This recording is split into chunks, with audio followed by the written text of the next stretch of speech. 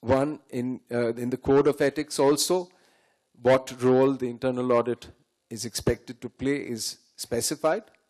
And then finally, it's the professional practices advisory or the standards. And in each of them, like I don't need to elaborate on the definition of internal audit, where it certainly specifies how the internal audit is expected to serve the organization. So if I may take a few minutes to just mention about what the standards expect, because my role today is to advocate for your assessments or quality assessments. As Bruzin just now said, quality assessment and improvement plan is something which is advocated by the IIA, and I think I'm not going to touch I'm not going to deal with it in detail, but I'm just going to touch on some aspects of it, which talks about internal audit activity should perform in accordance with the charter, standards, and code of ethics. I'm just touching on these. Maybe you may know about all this, but since I'm supposed to be touching on the standards, the use of standards for assessment, and just for the sake of repetition also touching. And it is to be perceived by the stakeholders as adding value and improving the operations of the organization. And standards require that quality assessment program covers the following aspects. All aspects of internal audit activity should include consulting, continually monitoring internal audit activity effectiveness, and develop performance measures.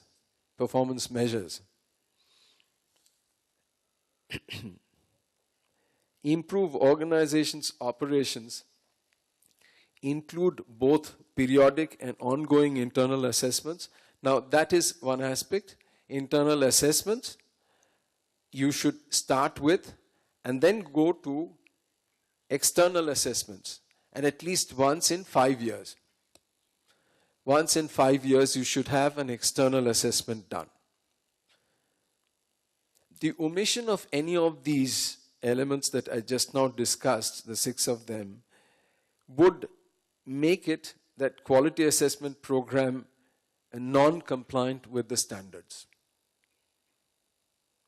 So I don't want to take further time, but I'm just mentioning that these are some elements that are addressed in your quality assessment, and it's worthwhile to, when you are, as I mentioned earlier, when you are going to assess others, it is also necessary that you assess your performance, your activities, in terms of some objectivity that is set in the standards, right? So I think with that, I would return this mic to Burzin, and I can take questions later. Thank you, Mr. Ghosh. So to just set the conversation going, Mr. Sundaram, you mentioned the need for the internal audit and management to work in cohesion.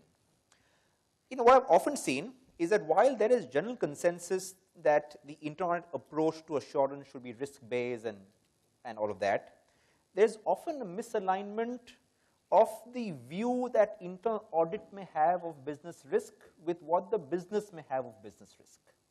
Now, while you were at HUL, how did you work with the internal audit teams to get alignment on that, without appearing to overly influence the internal audit team to sort of, do it your way, in a sense? I just sort of describe how the whole control assurance function was organized. We first of all didn't call it internal audit. We called it control assurance. In other words, it had control assurance and governance assurance in a manner of speaking, but it's control assurance. And the way it was organized was that we provided thought leadership internally. we had just one person, very, very senior person, as the head of control assurance. And that person used high quality external resources and drew up the program, and the program was agreed with the audit committee. And then the reporting issue, we must not complicate it more than necessary, because in this modern world, matrix organizations are accepted. So therefore, he reports to, in our system, he was reporting in a sense to audit committee, because he was always there with the audit committee. But he was also reporting not to the CEO, to me, but that was a very light touch reporting. But I just ensured that he maintained his independence. And every quarter there was a theme audit which was really done. So he just chose a theme and he really did. And CFO was interested with driving the risk management process. But the risk management was routed through audit committee and it was owned by the board. So for the board identified on a risk matrix, both on the probability axis and the severity axis, some 5, 8, 10 items. So therefore, that provided a background to the internal auditor when he went into audit. But he really covered the various functions, and really the very, very critical issues were highlighted, and that was brought to the audit committee. It was discussed thoroughly with the function or the business, and agreed, and the agreed report was really brought, the high quality item, the really critical items were brought to the audit committee, and an action taken report was followed up by the audit committee meticulously. We had a traffic signal system, so till an item was completely disposed of, it was really kept on the not completed list. So therefore, there was an action taken which was really followed through. So risk process was really driven by the chief control assurance person and by the CFO on behalf of the audit committee and for the board. Ultimately, it was the board which signed off the risk matrix and the risk of the function. And the control assurance person had maintained a risk register, which we really came every quarter and updated the board in the board meeting as to what the revised risk issues are, whether anything new has really cropped up or the old ones are really continuing, what mitigation. In the risk matrix, it was really, again, we had the color codification where we said that whether enough mitigation is taken for the risk or enough mitigation does not exist, which is in progress, or it is really at a severe very risk. So therefore, depending upon that, that was the responsibility of the CEO and of the business and the functions. That's how it really sort of functioned together. So to some extent, we can really distinguish and say that management and internal audit. To me, very often just an outsider in view is not necessarily the case. Internal audit function is part of the company, but he has a different job to do, an objective job to do. He has to ensure that job is really delivered independently. That is why someone who really occupied the position of the internal auditor tomorrow can be the CFO. Tomorrow he can really do some other job, because we ensured that the rotation which Mario talked about, it was very, very important that you had to sort of rotate the people continuously so that you got fresh thoughts, fresh blood coming into the stream. So that's how we were really organizing it. Thank you. Mr. Mirza, just picking up on what Mr. Sundaram mentioned, plus your opening remarks as well. Most sort of companies that you would sit on the boards of would have some methodology to translate this risk sort of identified into a audit plan. I want to get your thoughts around sort of three linked aspects to this audit planning, which I guess you are meant to approve as being part of the audit committee. In terms of what do you think of the sort of quality of the risk-based IA plan that comes out to you? What role do you think that the audit committee ought to play in its development? And your thoughts on flexibility of that audit plan? Because the other thing that we heard today, and I guess which is business reality, is that businesses are changing on a quarter-on-quarter basis, not on an annual basis. Whereas our audit planning is usually an annual sort of exercise. How would you deal with each of these three aspects? Burzin, and this touches also on what Sundaram said, or it was inherent in your question to him. The internal auditor often looks at risk from an operational perspective, because that's the perspective he has. The board has a strategic perspective on the business. And therefore, the role of the audit committee is to transmit the board's strategic risk issues and see how those might be translated into an internal audit issue. And I'll give you an example. If I'm on the board of a company that has taken a strategic decision to grow substantially inorganically. Now, if I went to the internal auditor, he would have the usual revenue assurance, all that sort of thing, and he would say that's a big risk and we should focus upon that. He might be oblivious of the fact that the board is looking to putting in millions, hundreds of millions of dollars into acquisitions in the next 2 years. And it would be incumbent upon the audit committee perhaps to say to the internal auditor that could you develop first the capability to, and then to assess the quality of our acquisition function as to how we discover targets, how we evaluate them, and finally the decision support to the board for the making for an acquisition or not making an acquisition. So I think the first role of the audit committee, or the role of the audit committee, is to act as the link between what the major strategic and business issues are and the internal audit plan. I think that's it. What was your other question? My other question was essentially around the whole flexibility. Flexibility. Indeed, in fact, I have never seen now any company where the plan at the beginning of the year is the plan they finally executed. There's always a change, and indeed that should always be so. I don't think a rigidity in that area is necessary. And I think it's also important that management has a lot of input into any internal audit plan. Indeed, the big input should be from management, not from the board or the audit committee, because ultimately the auditor is serving management, and that's the fun. Mario, he made an observation in what he said, that his concern about the internal auditor reporting to management is often, it results in a lot of compromise. And that's a sorry state of affairs, because that says something about the quality of the management, because Sundaram in his remarks had said that a good management, and which often the young managers are not, but as they get more mature, should welcome the internal auditor's inputs, because it helps them to improve their own performance and to glorify their own results in the company. Thank you. So Mario, picking up from what Mr. Mirza sort of mentioned, that around the fact that on the whole inorganic growth part, and therefore the need for internal functions to develop newer skills to keep in pace with what the expectations are. How do you sort of try and manage that, being the head of an internal audit team, of continuously making sure that your team, in this example, has skill sets of doing almost a due diligence of sorts on a acquisition target? So I'll tell you, I think it first starts from the top. And that is why you'll find that chief audit executives, chief internal auditors are those who have done of the businesses and then come in to sit as the chief internal auditor. I think a lot that has to do with internal audit quality is what comes out from the direction given from the top. And then this gets filtered down with a lot of guidance.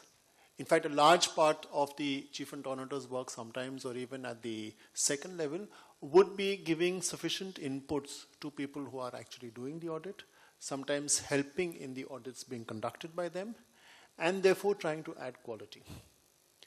In fact, I must share this with you. At one of our group companies, we're an outsourced firm, and we have these normal dress parades where they come in and say, we are this and we are that and we are this and we are that. The chairman of the audit committee asked a very relevant question and said, you all say you're as good as each other and that you've got special expertise, but your expertise is as good as the expertise of the senior members of the team. So how much time will the senior members of the team, how much time will they be able to commit to the audit? I think that is very important. Having said that, I'll go a step further and say that skills need to be developed, yes. Sometimes we cannot wait for skills to be developed. So you may want to do it on a co-sourcing basis, where you have somebody who is an expert in the field, and he is able to work with somebody from the audit department. or you just give it out to somebody else and you do it and they do it under your supervision. So there is a mix of many which can be followed, and I don't think there's a clear answer. It would actually depend on how mature the organization is, how mature the audit department is, how senior and how resourceful the chief audit executive is. Okay.